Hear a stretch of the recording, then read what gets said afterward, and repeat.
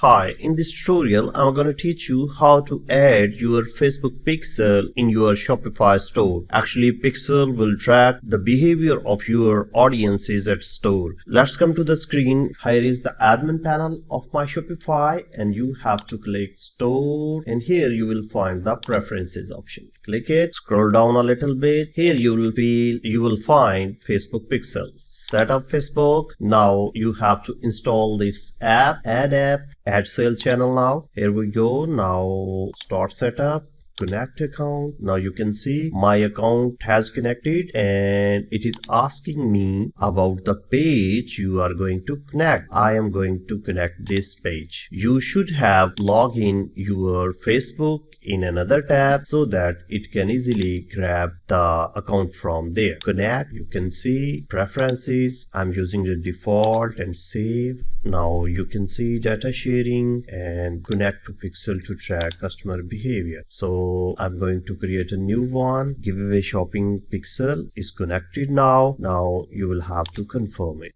Agree and you have to click the submit for review. So this is the way to add Facebook pixel or to connect Facebook pixel with your Shopify store. Thank you very much for watching this short tutorial. Keep watching the next one.